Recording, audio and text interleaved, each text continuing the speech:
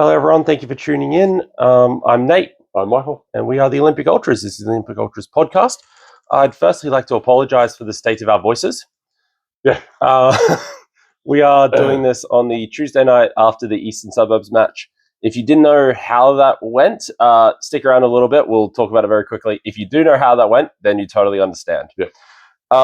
So in this episode, we'll be looking back at the game that didn't happen, Logan Lightning, as well as the Eastern Suburbs game and the St. George Willawong game for the men's. And we're only going to be looking forward to the Gold Coast Knights.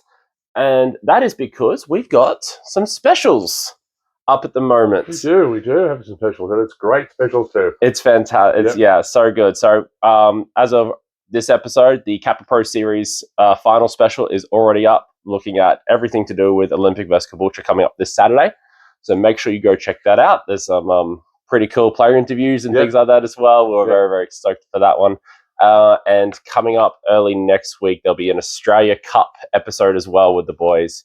So very, very excited for that. Stay tuned for that. Yep. And as always, if you want to follow our journey and make sure that you keep up to date with all our episodes, you can follow us on Instagram on OlympicFC_Ultras, as well as that same tag on YouTube. And you can look up the Olympic Ultras podcast on Spotify. Cool. So let's kick off, shall we? We shall. All right, first off, we have a game that didn't happen, the Logan Lightning game. I've essentially penciled this in as a rant. And it was lightning. It was lightning that caused the problem. It was lightning that caused the problem. Lightning, thunder, and bleeding rain. Yeah.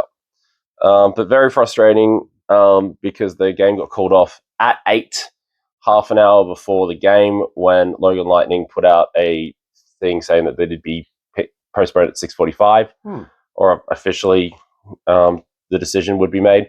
So it's just very, very frustrating for not only us as fans, but the players as well. You know, they've obviously taken some time out of their own schedules, gotten all the way down to Logan from who knows where they live. Yep, and another inept performance from Football Queensland. Yeah, from Football Queensland. They called it at 6:45 when they're supposed to have called it. Yeah. Players could have gone home. Fans could have gone home. Could have done something with the rest something else, but because the 23s were cancelled by 6:45. Yeah, but how much rain is going to differ from water on the field at 6:45 to water on the field at 8 o'clock? And it's winter. There's no bloody sun to dry it. Yeah, it's winter. It's cold. You know, there's no sun. Dryers. Grow up. Yeah, have some brains about you. Yeah, exactly right. For all the reasons that it would have got cancelled at 8, I'm sure all those things would have been present at 6:45. So it was a ridiculous decision. It was just a little bit frustrating. We were back and forth on the phone, figuring out if we should even go. And of course, once again, we were on the road when we got the final call to say it's off. So yeah, just absolutely, just very, very frustrating. And another rescheduled game in a season full of rescheduled games. I haven't heard. I did hear a whisper. It was going to be later this month. It was going to be replayed. Yeah. But where they're going to fit that in, I don't know. It'll have to go into Walker, surely. Surely it'd be in August. But who knows? As far as I'm aware, there's no official rescheduling game. Yeah. So there's another game to keep an eye out for. But speaking of another game to keep an eye out for, we've got a Queensland Cup final to play at some point. We do. Did we say final? Queensland Cup finalists. Olympic FC 2, Eastern Suburbs, NPL powerhouses 1. Fantastic performance all round. Friggin' unbelievable. Just amazing. So real quick, Olympic went down 1-0 in, I think this the 56th, 58th minute, through a decent break, but Tegan Riley, one of the best finishers in the league, in the NPL. Yeah. And look, East took that chance well. It was, to be fair, a quality goal. It was a good goal. It was a quality goal. And yeah, again, she is probably one of the best finishers in the NPL. She's always up there when she was with Lions, now she's with East. Complete fantastic reply through Rio in the 65th, 66-ish. Yeah, some of that. Straight from a free kick. That was brilliant. Beautiful goal. So well placed. And then a Georgia Muir goal in the 70th. I swear there was one moment in the 50th where I was like, man, Georgia Muir's looking tired. And then like the 65th, she looked like she got subbed on. It was like, take that. But I went into this game with trepidation. I went into this game with worry. I went into this game thinking, if we come out with a 1-0 loss, and we'll hold our heads high. Yeah, yeah. But I'm happy to walk away from that field with egg on my face. Oh, They 100%. just proved me wrong again. I think we were a little bit nervous to talk about it too much last podcast, and I think I kind of came across as very like I would have been content with exiting the cup tonight. Yeah. I mean, again, let's face it, we played some bloody quality opposition tonight. We played a fantastic opposition. One of the top 3 teams in the NPL at the moment. There's 3 teams vying for it. Eastern Suburbs are definitely one of those who are in control of it. We had no recognisable striker. Jess Curran was cup tied. Sarah Daly is out. Cleo's out. We had a number of attacking players out, but also a number of defensive players out. Had to have a couple of reshuffles, formation, was out. And things like that. Charlie, who's usually a midfielder, who was also just coming back from injury, had to start up front. And then we had this really, really heart-stopping. This is a whirlwind of a game. If you weren't there, you've missed out. Yeah, watch the game. Right on the stroke of halftime, Charlie has been struck in the face with the ball. Went down, didn't go down straight away. I think eventually did go down because it hurt. Obviously. It hurt. Stood back up and then just collapsed. And collapsed on the field. And the entirety of Goodwin Park just held its breath. And we just couldn't believe it. Call an ambulance. Everyone was just quiet and had no idea what was going on. She did eventually start to stir, and she did eventually start getting herself back. Yeah. So she is, as far as we are aware right now, she was jumping up and down at the end of the game to try to stop that woman. Very scary moment. Very, very frightening moment. So we're glad to see that she's okay. But 2 in a number of weeks. Yeah, 2 in 2 games. Matt Reed was just the other game. Same thing, and I'm so glad to hear, Matty, you're okay. Yes, I'm very happy to hear Matt Reed's doing very well. Sigh of relief. Yeah. So Charlie I'm assuming we'll get looked at. I hope you keep an eye on it because, concussion's one of those funny things that can just... It can settle in you might weeks down the line. Yeah. Yeah, but keep an eye on her and make sure she's okay. And look after yourself, Charlie. Yeah, please do. But now we get to the very, very hard task of asking the question, who was your player of the match? I don't know if anyone's noticed this, sometimes we avoid this question because it's just so hard to answer it for varying reasons. It was like, the team was like a big piece of pie where every slice contributed to making up that piece of pie. Yeah. And it was all good. Yeah. It was all good. It was incredible. If you had to pick anyone, probably Maddie Britano. Yeah, I am the same. She filled in that role at the back. Maddie Britano and especially Tessa Buzzo as well. Tessa Buzzo. Playing on the left-hand side of our defensive line where Tegan Riding was originally attacking. Yes. There were moments that Maddie wasn't even close to her and Riding's put in a random cross in. And you could tell she was unsettled. Especially so because she then switched wings in the second half, which is where she scored a goal from that break. Because Maddie was just all over him. Maddie was all over the entire time. One of the best players in the NPL. Maddie had her in a pocket. Had a number, yep. Yeah. Maddie played so well. I think it's about the best game I've ever seen her play. Yeah, incredible performance. But again, take nothing away from every single person who was on that pitch. You can't. And then you look at who we brought on. Courtney Boyce, Georgia Wolf, Maddie Foley-Lewis. No disrespect to these women. They played their hearts out, but they're 23s. They're the under-23s team, and it just goes to show how many players we were without tonight. Yeah, and it just goes. And they went on there without any fear. Yeah, they went on there going, "No, it's another team to play." Yeah, exactly. And they gave as much of a performance as they do in their own teams. Yeah, and I was just so proud of them because, they weren't fearful. No, they had. That was just brilliant. No fear whatsoever. And it was a fantastic match to watch. We really grew into it. We had real moments where we controlled that match. Oh yeah. Where Eastern Suburbs really couldn't get close to us. They were starting to panic. Some of the passes were going wild. They weren't finishing well. Some of their finishing was well over the top. Yeah. Um, And their goal that they scored, massive stroke of luck in their favour. I Again, think so. take nothing away from the finish, quality finish, Yep. but the massive stroke of luck for the breakaway. Yep. But otherwise, yeah, we were. And our keeper. And our JD. keeper, JD. What a powerhouse. Oh, my goodness. JD. She's- Oh, amazing yet again. It was like she grew in stature. Yeah. After each minute she grew in stature, and she got better and better and better. And this is the third NPL opposition in a row that we've played Yep. and have won, obviously, all of them, Yep. getting into the Queensland Cup final.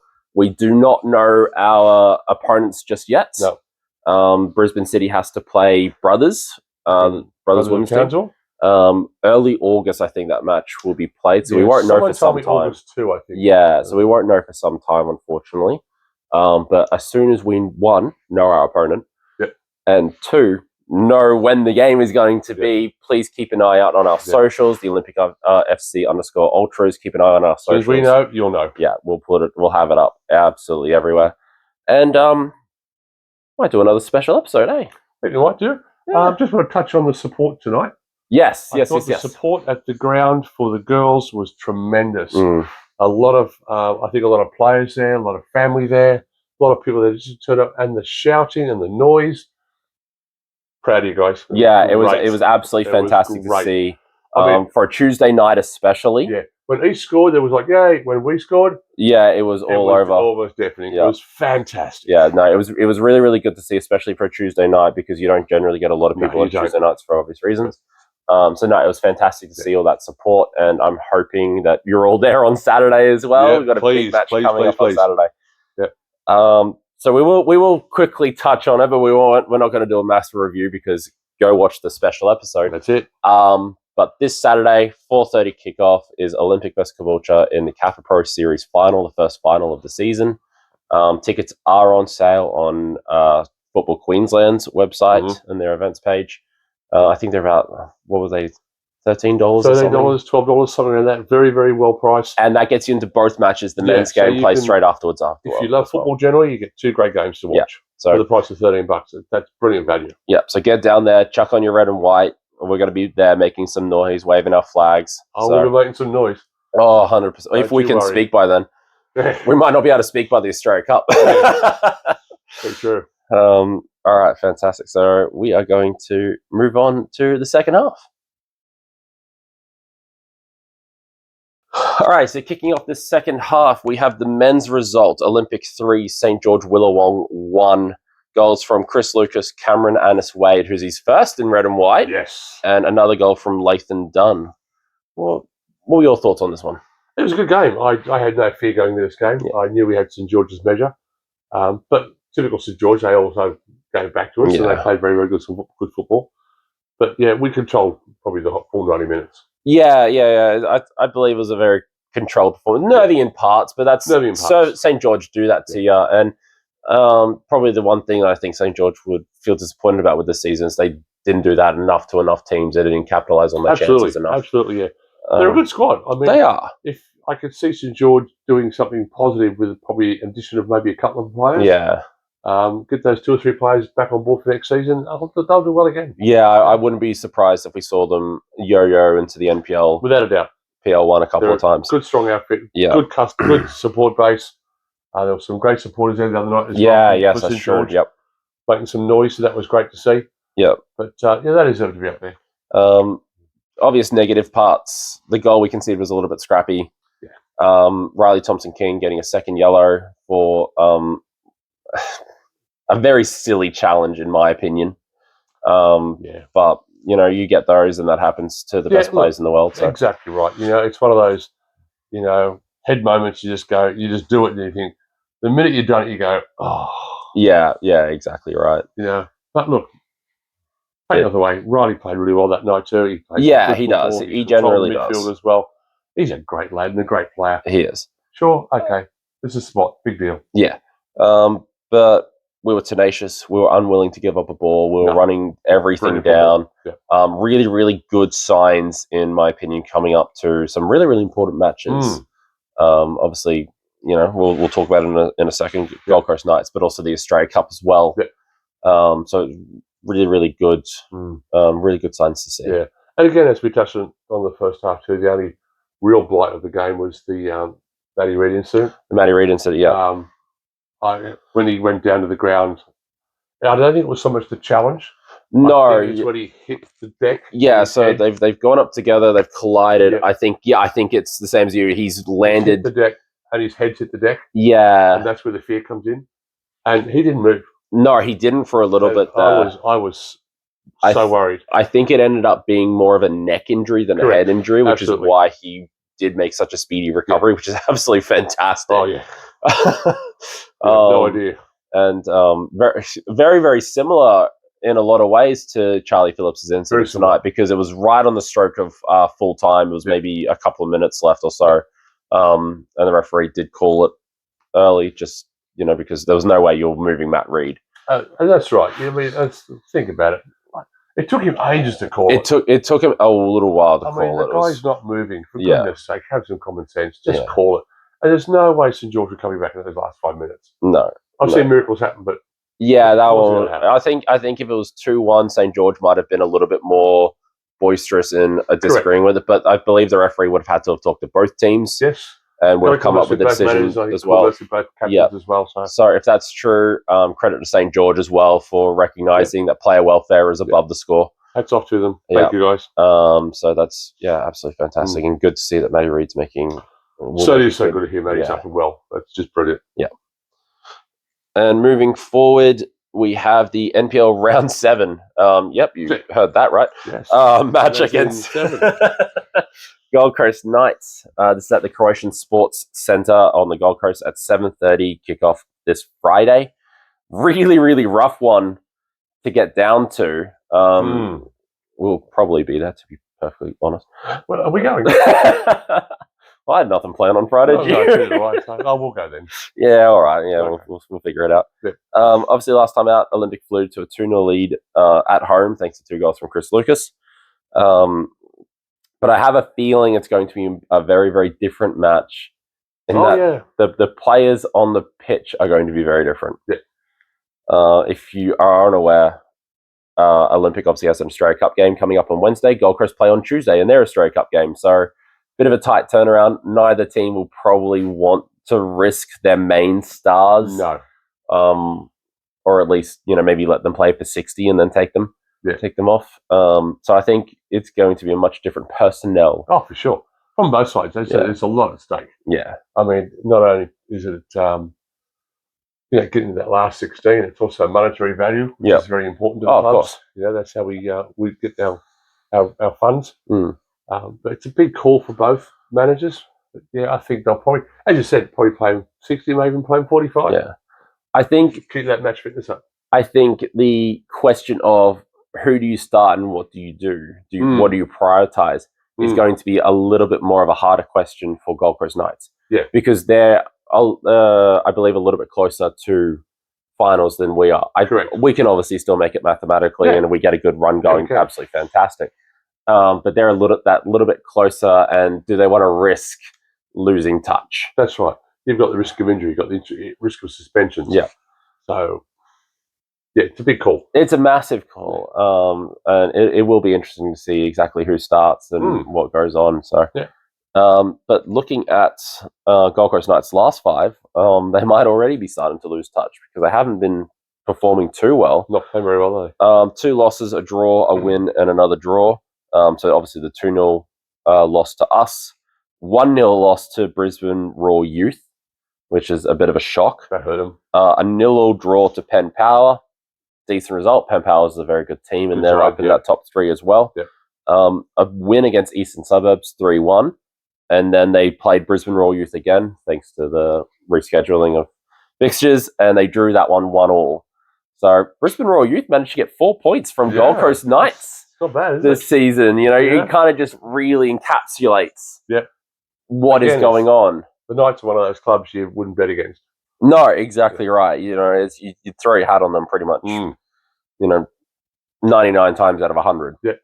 So, if we do play with a under-23s or a majority of under-23s, what have our boys got to lose? Yeah, exactly right. We're gonna attack them like any other team, play like any other team. And hey, perform well. You might be on the bench for the Oz Cup. You might be looking That's it. higher up the. There's always that a golden end of the rainbow. So Yep. So Gold Coast Knights have slid down the ladder, obviously, somewhat up the back of some very unusual form.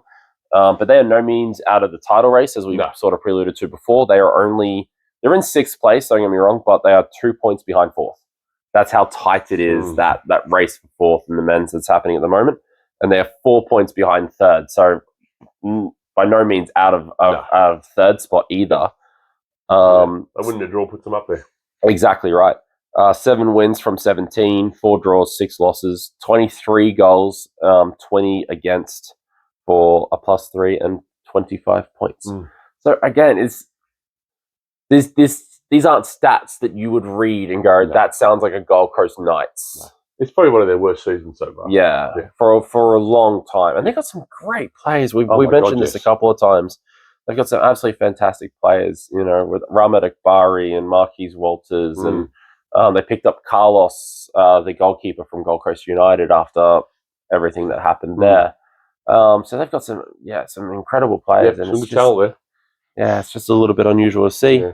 We've mentioned this already before, but Scott McDonald has stood down as the head coach. And again, whatever you feel for him, you've got to recognise him as one of the best coaches that the NPL Queensland has ever had. Yeah. And a gentleman too. And such a very, very lovely person. I think we even had a quick chat to him when the game got cancelled at Gold Coast. We turned up. And so we even had a quick chat with him. And very, very lovely person. He took the time out to have a chat. I mean, to him, we're nothing, but he took the time out, and I respect that for him. And he's a true gentleman that day too. Yeah. So. Of course, they ooze talent. They do. From every part of the pitch. So sadly. This in no part is going to be an easy game. No. It's going to be a very interesting game to see what happens and who plays and everything like that. So I think the game last season too was also tough down there. Yeah, it was. I think we had some good control. If I remember correctly, we had some really good control for the first 45, and we led. I think we led 1-0 at halftime. And I think we lost 3-1. Yeah. If I remember correctly. Yeah. And they just come back and went, yeah. and they just put their foot on the throttle. And that was before they had Akbari and Marquis Walters. You got to be. They were good to watch. They're a fantastic side. And on one hand, it's good to see the competitiveness a little bit. Again, they're only 4 points behind third, so first and second are away. But the Lions and Modern City Excelsior, they're kind of away. But that competitiveness of how small that mid-table really is right now. Yeah. Again, considering they're sixth and they're 4 points behind third. Yeah. Crazy, I think we're seventh or eighth, depending on who's played when and things like that, because of all the catch-up games. But it's just absolutely crazy to see just how tight and compact it all is. I think if we win this game, it'll do us the world of good too. It'll do us the world of good for a number of reasons. And I think we're in a good chance for it. It's just hard to sort of predict that with, obviously, there's no way of knowing what the team lineup's going to be on the best of days. But obviously the gaffer's got an idea, but he'll keep those cards close to his chest. Yeah. We saw Lyndon Farr tonight. Good to see him. Good to see Lyndon Farr. The red again. So because I think he's been out with injury for a fair while now. He's been keeping the physio busy. Yeah, that's excellent to see. Yeah, so it'll be good to see him back. Fumi didn't play last game. No. Hiroshi's obviously still out. So we've got a number of big name players. Exactly, yeah. Due to come back. But we were talking to Manny tonight, and he seems to feel that the boys are okay. Yep. It was good. Yeah, he said they're quite confident and looking good. So yeah, fantastic, amazing, cool.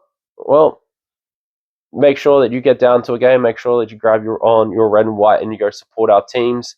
Do not forget about the Capra Pro Series final on this Saturday. Make sure you grab your tickets.